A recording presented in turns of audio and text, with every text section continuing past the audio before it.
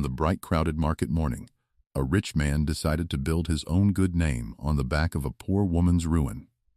The wealthy bead and regalia owner, who controlled the guild the whole settlement was licensed through, stood up in the middle of his coral house before the gathered market, pointed at a poor young woman who threaded and repaired ceremonial coral beads by hand for a living, and told them all that she was a thief. He said it plainly, so that every trader browsing his strings of red coral could hear him, that this stall woman had stolen his priceless antique heirloom coral, swapped it for cheap dyed fakes, and sent the fakes back to a great burial house as if they were real, that she owed the guild a ruinous forfeit, and that he had finally caught her at it. Amaka Obi did not weep, and she did not beg, and she did not run, though his men were already pulling her beads off her stall, and the murmur of the market was turning against her. She stood in the bright sun, with a worn intake book held flat against her chest, and a small brass balance scale in her other hand, the same book in which she had weighed and counted and sketched and thumbprinted every bead of every job she ever took in, and let his accusation break over her, because there was nothing a poor bead woman could say into that powerful man's stall that the frightened traders were ready to hear against him. And the coral house owner performing his outrage did not know that the woman he was so sure he could ruin held, flat against her chest, the one thing able to turn his own accusation against him, and that within days a government assay officer would lay a hot needle to those very beads before this same crowd, and it would show, plainly, which beads were the fakes, and whose hands had pressed the swap, and how long after they left hers. The market did the thing a crowd does when a big man with power names a small woman a thief first. It drew back from her. The traders with their own stalls of beads, the loaders, the people who had come only to buy and sell and go home, looked at Amaka in her worn beadworker's apron, standing over her stock spread on the ground, and took their cue from the man who owned the biggest coral house and half the guild, because a powerful man's certainty is contagious, and it is always safer to draw back from the accused than to stand beside her. A few of the older market women did not draw back. They frowned and looked at the beads, because they knew what it was to hold another person's valuables in your hands all day and be the first blamed when something went missing. But most of the market went with the chief, because that is how a theft is made to look like justice. You get the crowd to agree the poor woman is the thief, and then no one thinks to ask whose hands touched the coral last. And Amaka felt the heat climb up her neck, and the book press hard against her ribs. And inside her, quiet under all the noise, the one thing the accusation could not reach, she knew what she was. She had strung and mended beads honestly for years, weighed and counted every consignment in and out, returned every string exactly as it came to her, raised her young cousin on the thin margin without begging or stealing, and never once kept a bead that was not hers. She lifted her chin the way her mother had taught her over a work tray when she was small, and said nothing aloud, because a woman who has handled other people's treasures honestly in a market full of big men's names has already learned that the loudest stall is not the one that decides whose hands did the taking. The coral house owner thought he was managing a small nuisance the way he managed every nuisance, by deciding who was low enough to be ruined, and doing it from a stall where no one would argue. He had looked at the stringers his house lent coral to, seen a stall woman with no shop of her own and no powerful name behind her, and decided, long before that bright morning, that she was exactly the sort of unknown little worker he could rob quietly, and, if the swap were ever noticed, brand a thief to carry it for him. He had spent his whole comfortable life looking at people like Amaka, and seeing not what they made honest with their hands, but how much of what passed through those hands he could take and pin on them. Amaka Obi was 28 years old, and in that settlement she was known by nearly everyone and truly seen by almost no one. The bead woman, the one who strung and mended ceremonial coral and brass at a small stall, and sent finished regalia back for burials and title ceremonies. She rose each morning before the settlement filled, in the single rented room where she lived with the younger cousin she was raising, and set to work, laying out the day's consignments on a clean tray, cleaning each bead, matching thread to the weight of the string, and knotting coral and brass back into the long regalia strands so patiently that a string mended by her hands was known up and down the lanes to be honest work. Every bead returned, and every knot true. She earned a thin margin for the careful handwork, taking so slight that one bad week, a customer who paid late, a slow season with no ceremonies, could leave her tin nearly empty. She was, everyone agreed, honest and skilled, and she had learned long ago that being poor and being trusted with other people's treasures at the same time only meant people used your careful hands and forgot your name. The bead woman, they called her, half in fondness, and most of them did not know the half of what she carried, nor what one big man's coral house had been quietly planning to cost her. She had not been handed her trade. No one hands a poor woman a living. She had built it herself, over years, the way the poor build anything that lasts, slowly, with sacrifice, and with far more discipline than the comfortable ever imagined the poor possess. She had learned to string beads at her mother's side, who had done handwork for the regalia houses before her, and when she found herself alone with a young cousin to raise, she had made that knowledge into her whole livelihood. One work tray, one set of needles, a little brass balance scale her mother had left her, and a name for clean, honest beadwork that spread slowly from lane to lane. She saved what she could in an old tin, toward the one thing she wanted in the world, to lift her cousin out of the thin corner of that rented room and into a life with a proper roof and school fees paid without fear. She used to think, knotting coral in the early light, that a reputation for honest hands was the one thing no one could take from her, and under it all she kept two things she had never fully explained to anyone: an old brass balance scale and a worn intake book. Her days were long, and they were the same, and there was a kind of pride in the sameness. She woke in the dark and laid out her trays before the settlement stirred. Her fingers roughened from the thread. She cleaned and counted and matched and knotted, string after string, because a woman known for honest hands does not send a great house's regalia back a bead short or a knot loose. There were good weeks when the ceremonies came thick and the tin filled a little, and lean weeks when a season passed with no burials, and she counted her coins twice and fed her cousin first and herself after. But she did not complain, and she did not cut a corner, and she never once kept back so much as a single bead that had been trusted to her hands, because she had decided long ago that a poor woman's honest name was not a thing she traded when times were hard. It was the one thing that stayed hers, no matter how hard they got. That was the woman the chief looked at and saw a nobody he could rob, because there had been, from the very start of her trade, a slow and careful habit Amaka kept that set her apart from every other poor stringer in that settlement. She had understood, the way a person who handles other people's valuables all day comes to understand, that the day would come when something went missing from a consignment, and the poor hands that touched it last would be blamed. Any other stringer might have shrugged that fear off, or trusted that honesty alone would speak for her. But Amaka did two quiet things instead. First, she kept her intake book faithfully. Every job she took in, before she touched a bead of it, she weighed the whole consignment on her mother's little brass balance, counted every bead onto a knotted tally cord, sketched the string and any distinctive bead beside it, and had whoever brought the work press a thumbprint on the page beside the date. And then she did it all again before she sent the work back out, so that she held in her own hand a running record of exactly what had come in, from whose hand, and exactly what had gone back.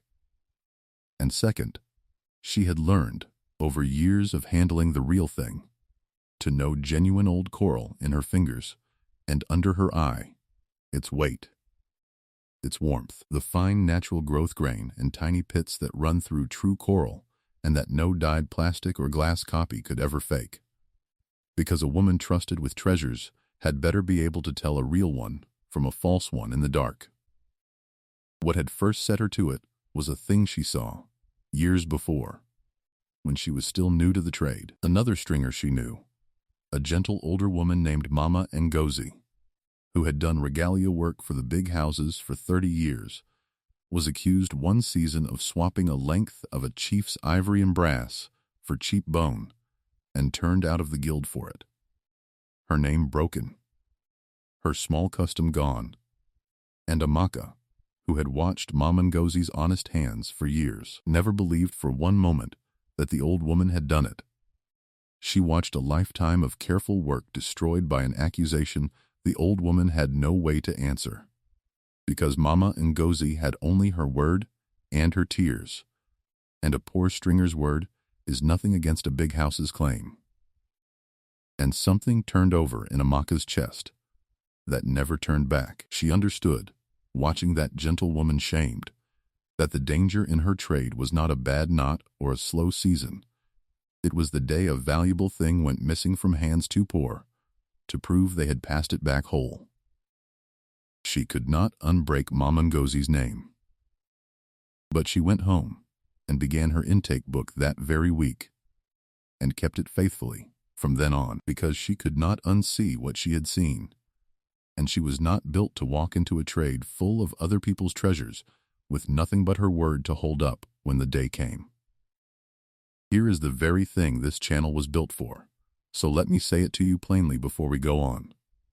If you have ever been trusted with something precious in a place where the powerful take is a matter of course, held another person's valuables in your careful hands, done your honest work, handed every bit of it back exactly as it came, and kept quiet, careful proof because you sensed that one day someone powerful would call you the thief, then you already belong here with us, under the Baobab.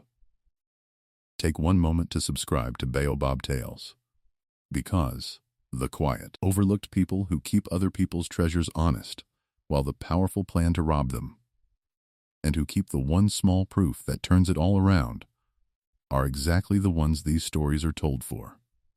And I do not want you to miss what a rich man's lie was about to do to Amaka Obi in that crowded market, or what a hot needle and a weighed book were about to do right back. To understand the woman standing accused in that market, you have to understand the man who owned the coral house. His name was Chief Ekene Madu, a wealthy bead and regalia magnate in his 50s, who had built a great fortune out of importing beads and dealing in antique coral and outfitting the chieftaincy and burial ceremonies of half the city. Addressed as chief by everyone who needed to take work through his guild. He was not, to look at him, a wicked man. He sat at the head of the guild and gave to his church, and was forever spoken of as a pillar of the trade, the big man who could put a fitting string of heirloom coral on any title holder in Lagos. But under the rich agbada and the heavy coral beads and the easy public warmth, he was a man who had never once imagined he could be in the wrong, and who measured every person near him by what could be taken from them. The great antique coral his house was famous for lending to the ceremonies he had, quietly and through his agent, been thinning for years. Lending a genuine old string out for restringing, having his own man swap the real coral for a cheap dyed match on the way back, selling the antique coral off the books, and, whenever a swap was noticed, letting the poor stringer who had last handled it carry the blame. The cruelty in that market did not come from a criminal in the shadows.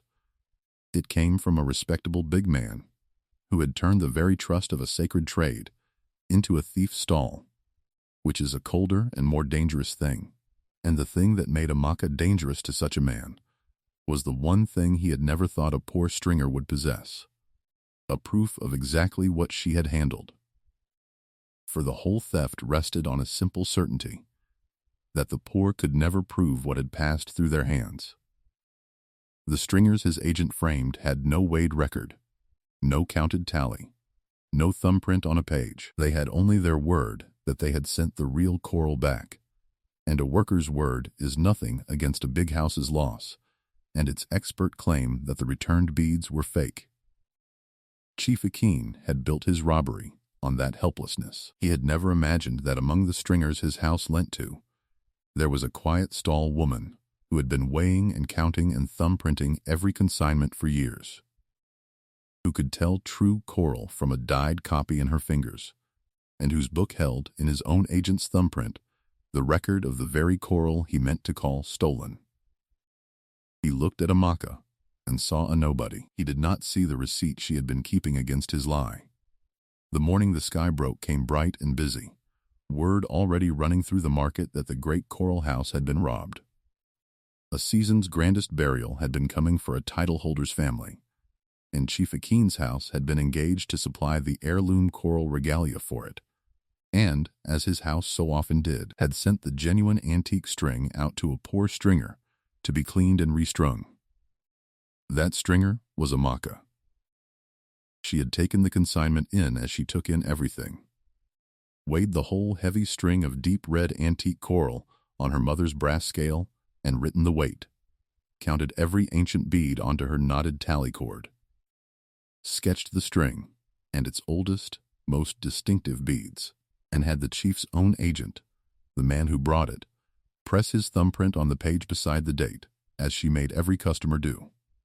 Then she had cleaned each bead by hand, restrung the whole regalia on fresh strong thread, weighed and counted it once more.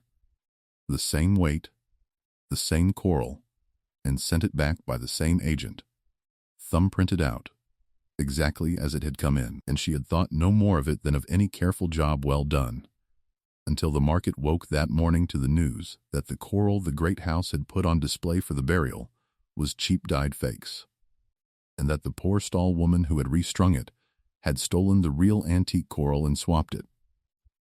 It was the wrong thing to be blamed for in a rich man's market, because what had happened between her stall and the burial house, Amaka did not yet know but would soon prove, was this: the chief's agent, taking the genuine restrung coral back from her hands, had carried it not to the burial house, but to his master, who pulled the real antique beads to sell, strung a cheap dyed match in their place, and delivered the fake to the ceremony. And then, when the family's own people saw at the graveside that the famous heirloom coral looked wrong and raised the alarm, the chief had his story ready before anyone could ask a question. He did not wait to be accused of a bad string. He went out into his coral house that bright morning, before the whole market, and he branded her. He told the gathered market that this stall woman was a thief. He said that she had swapped the coral, that the great house had trusted her with a priceless antique string, and she had stolen the real beads and strung cheap dyed fakes in their place, and sent them back as if they were genuine, disgracing his house at a title holder's burial, and that the little book she was said to keep was nothing but a thief's trick to look careful while she robbed her. Betters. He said she owed the guild a ruinous forfeit for the stolen coral, and that he was within his rights, as the guild's own head, to seize her stall against it. And he gave the word, and his guild men pulled down her stock and spread her beads and the returned fake regalia out on the market ground in front of everyone, turning them over and holding them up as the proof of her theft, and they made a show of her ruin in the bright sun. The poor thief, caught at last, her cheap swap spread for all to see, and the awful machinery of it turned. Not an engine of steel, but the older machinery, the one that turns an honest poor woman into a thief the instant a rich man needs one. Amaka stood in that bright market among her spread beads and did not break. When they pulled down her stall, she did not throw herself down after it, and she did not scream, and she did not curse him. She stood very straight, with the intake book pressed flat against her chest where his men had not thought to grab it, and her mother's brass scale still in her hand, and she let them make their show. Because she understood something the market did not. She understood that a man does not spread a poor woman's beads on the ground, calling them a swap, unless he is terribly afraid of what an honest test might show. His loudness was not strength, but fear wearing strength's clothes. And she said, once, clearly, so that the older women at the edge of the stalls heard her, that she had weighed and counted and thumbprinted that coral in and out, that his own agent's thumbprint was on her page for it, that she would ask any officer with the authority to simply test the beads and read her book, and that a man who feared a poor woman's weighed record had something to hide. Then she gathered what stock she could from the dust, took up her scale and her book, and walked out of that market with her chin up, and behind her the chief told the crowd he would be bringing her before the guild and the authorities to have her fined and banned, which was the proudest, most fatal mistake a thieving man ever made. Because in his certainty that a poor woman could never prove what had passed through her hands, Chief Ekene did the one thing that would destroy him. He called in the authorities himself, to make his ruin of her look like law rather than robbery, and to frighten every other stringer into silence. He did not let the matter rest in the dust of his stall. He reported Amaka to the Bead and Regalia Guild, and to the government hallmarking-and-assay office as a thief who had swapped and stolen his registered antique coral, and he demanded a formal hearing and a public accounting to have her fined, her stock forfeit, and her name banned from the trade. Summoning the very officer whose whole work is to test whether a bead is genuine or false, and packing his own market with traders to watch the poor thief finally condemned. He was so sure the fakes would damn her that he invited the one authority on earth able to lay a hot needle to a bead and say what it truly was. He thought he was calling witnesses to her shame. He was calling them to his. This is the moment the channel was built to make you feel. So sit with it for one breath before we go on. Because if you have ever been called a thief by the very person who was robbing you, and been so sure of your own honest hands that you longed for someone with real authority to simply come and look, test the bead, weigh the record, read the thumbprint in the open where no big man's shouting could bend it, then you already know exactly how Amaka's heart rose and shook when she learned that the chief himself had summoned the assay officer to his market. If you've made it this far into Amaka Obi's story, hit subscribe, because what happens next is the part I've been waiting to tell you. Word of the coming hearing traveled the settlement fast, and it reached the ears of a man who had been waiting a long quiet while for exactly this. His name was Pa Sunday Adeyemi, a retired goldsmith-and-assay guild examiner in his 60s, who had spent his whole working life testing gold and coral and the genuine against the false, and who had come, in his retirement, to live near the settlement and watch, with a professional's slow anger, the way the poor bead workers of that place were framed for thefts done above their heads. He had suspected the great coral house's losses for a long time. He knew that a house which keeps losing its most valuable antique coral to a string of unrelated poor stringers, one after another, is not being robbed by the stringers, but by someone inside its own doors. But suspicion is not proof, and a retired man with no standing could accuse no one. What he had needed was a worker with a record and a reason for the officer to come. Now, on the same morning, he had both. He sought Amaka out where she was sorting what stock she had salvaged, told her plainly who he was and what he believed, and asked to see her intake book. And when she laid it open before him, weighed entry by counted entry, and showed him the very page where the chief's own agent had pressed his thumb for the antique coral, the old man's hands went still, and his eyes filled, because he saw at once what she had built without quite knowing it, not a helpless certainty, but a case, weighed, counted, dated, thumbprinted, and his to help her prove. Pa Sunday did not take her case from her. He did the greater thing. He taught her how to make the officer see what she already held.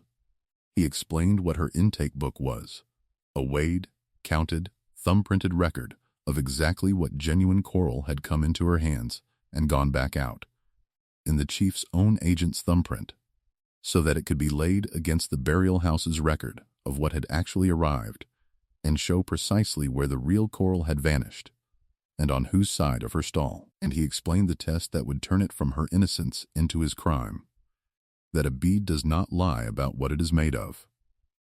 Genuine old coral has a weight, a warmth, a fine natural growth grain and tiny pits that run through it. A dyed plastic or glass copy does not, and betrays itself the instant a hot needle is laid to it. True coral takes the heat unmarked, but the fake melts and gives off the sharp stink of burning plastic. The seized swap beads, he told her, could be tested in the open before the whole market, and would show themselves for the cheap fakes they were, while her weighed intake book showed she had received and returned genuine coral of a heavier, truer weight than the fakes now on the ground. The proof of her innocence was also the proof of his theft. The same beads that would melt under the needle, the same weight that would not match her book, the same thumbprint the agent had pressed for the real coral, would together make the chief's man the thief and clear her. And hers was the only record in that settlement clean enough to lay it bare. And so, on the day the chief had chosen for her condemnation, the market filled. Traders and loaders and neighbors packed around the grand coral house in the bright hard light. A long trestle set out for the hearing with the seized fake regalia and Amaka's spread stock laid out on it like exhibits. And Chief Ekene Madu, moving among the crowd in a fine agbada and his heavy coral beads, greeting the government assay officer with the warmth of a man certain of the verdict, the fabricated forfeit notice folded in his hand ready to be confirmed. He had summoned this. He had staged it. He wanted the whole settlement to watch the poor thief broken by the law. He did not know that the plain retired man standing quietly beside the stall woman had once examined coral for the guild himself, or that the weighed book under her arm and the brass scale in her hand were about to turn his own hearing into the instrument of his ruin. The officer, a careful government examiner, with no stake in the settlement's fear of the chief, did what such officers do. He ignored the shouting and went to the beads. And the first thing he asked for, before any accusation was read, was a small flame and a fine steel needle.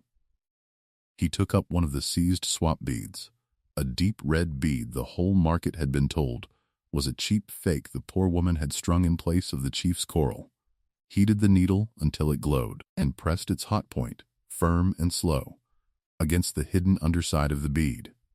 And the bead softened under the steel, and a thin curl of smoke rose from it, and the sharp, unmistakable stink of burning plastic drifted across the trestle. It was, plainly, a dyed plastic fake. Then he laid that bead on the brass pan of a scale beside a bead of true coral, and the fake weighed light, and he put a loupe to it, and where true coral shows its fine natural growth grain and tiny pits, the fake showed only the smooth, dead surface of a mold. A fake, past any argument. And a sound went through the packed market, not a shout, but a low, cold intake of breath from 100 people who understood, all at once, that a fake bead in the returned regalia did not prove the poor woman had stolen anything. It only proved that somebody had swapped the coral. And the question was suddenly, terribly, whose? And to be certain, the officer did not stop at one bead.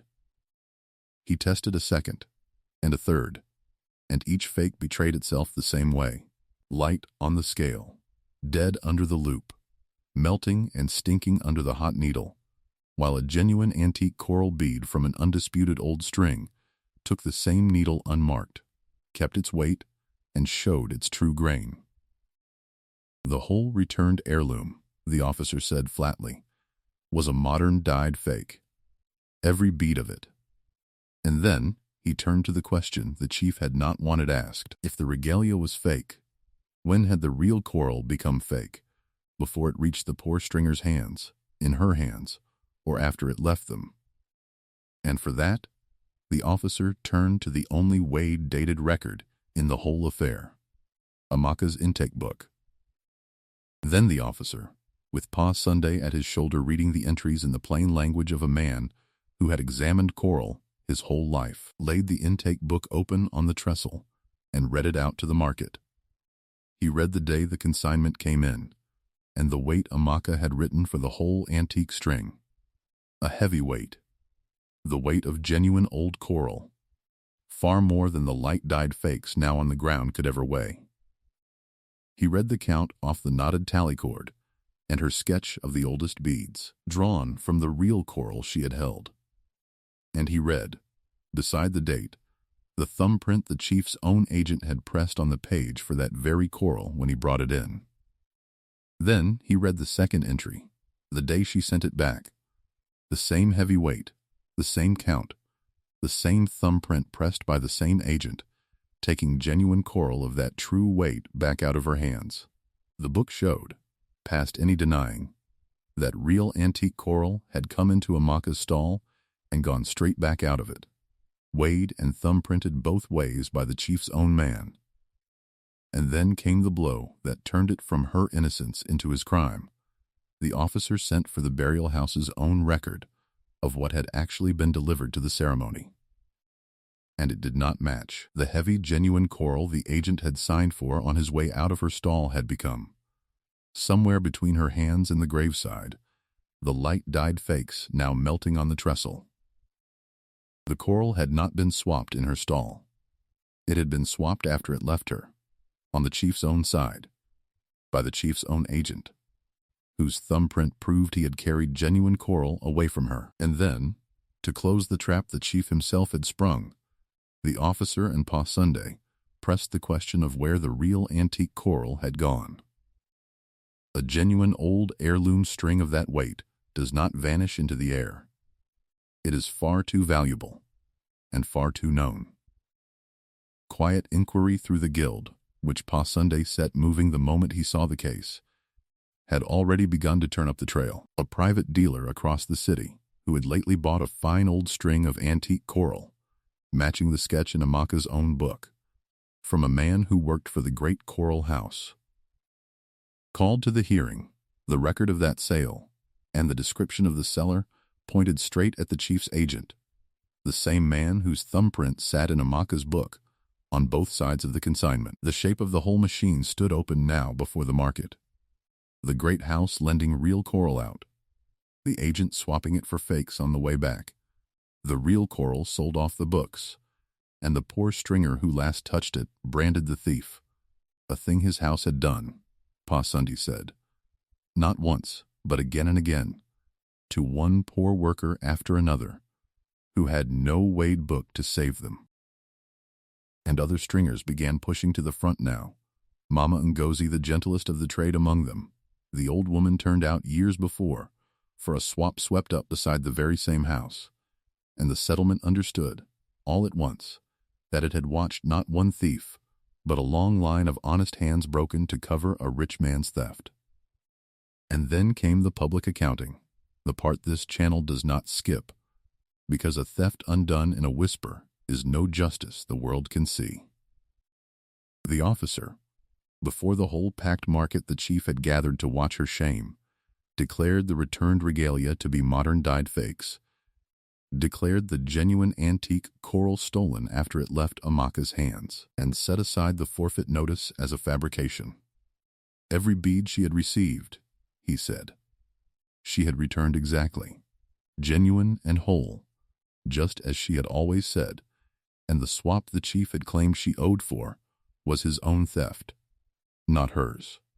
And Pa Sunday, permitted to speak as an examiner who had served the trade his whole life, told the market in flat, merciless plainness what had truly happened, that Chief Ekene Madu had built part of his fortune out of robbery, lending genuine antique coral out for restringing only to have his own agent swap it for fakes and sell the real coral off the books, and branding one honest poor stringer after another a thief to carry the loss, and had done it to this one the moment her honest hands came near proving it. The market that had drawn back from Amaka in the bright sun now turned, as one, and looked at the chief, and it was a look no amount of money could buy back. Chief Ekene, who had come to see a poor woman fined before an admiring settlement, and instead found the ground opening under his fine shoes. Made the last mistake of a man who has never been contradicted. He tried to bluster over the officer as he had blustered over the stall woman, protesting that he knew nothing of what his agent did, that the woman and the old man had somehow faked the test, that the beads had been genuine when they left his house. But it was too late for that in a market that had just watched a bead melt under the needle and heard his own agent's thumbprint read off both sides of her book. A man who has spent years insisting the poor could never prove what passed through their hands cannot. When the record is read and the fake melts in the open, pretend to be its victim.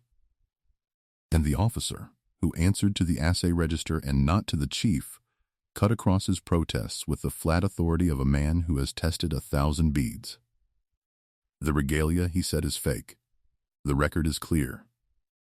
And this, he said, lifting the fabricated forfeit notice from the chief's own hand, is not a fine. It is evidence. And the consequences did not stop at the market.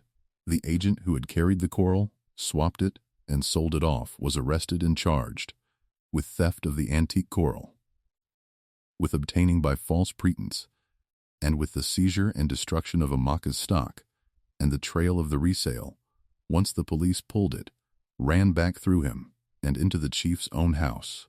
The guild stripped Chief Akin of the office he had used as a weapon, so that he could no longer stand as the trade's authority at all. And the greater ruin came the way it comes to such men, through the trail of dealings they were so sure no one would ever read. The collectors and fine houses across the city did not care to be seen beside a man exposed for stealing the heirloom coral entrusted to his house and framing the poorest workers in his own trade for it. Orders were canceled. Partners stepped back. His name became the thing traders warned each other about. He was ordered to make restitution, to restore the stolen antique coral, and to repay, from his own pocket and his house's stock, every stringer his agent had framed and every consignment he had skimmed, Amaka first among them, and Mamangozi, whose name he had broken years before, cleared and repaid at last. He had put the blame for his own theft on the hands of the poor to grow rich, and the record, read honestly at last, named the real thief and left him with nothing but a borrowed good name gone. For Amaka, the turn was not a windfall so much as a door, the world forced, at last, to admit what her hands had always been. Her name was cleared before the whole settlement that had watched her shamed, and cleared not by mercy, but by proof, which is the only clearing that truly holds. The restitution and the repaid consignments became the capital she had never been able to save, and she made of it exactly what everyone who had ever trusted her careful hands might have guessed she would. A proper beadwork house. No longer one woman at a small stall, but a real, growing concern. A clean workshop, proper trays and lamps, and in time other settlement women she trained and paid to clean and count and knot to her honest standard. Every consignment weighed and thumbprinted in and out. The houses that had drawn back from her came to send work to her gladly, and new ones came for the bead woman whose story they had heard. She took what she earned and did the one thing it had always been for. She lifted her young cousin out of that thin corner and into a real home, a proper roof, school fees paid, without the old fear. The honest hands she had nearly been ruined for were hers again, and worth more now for having been spread on the ground in front of the whole settlement and found, tested, and weighed, and read to be exactly what she had always said they were.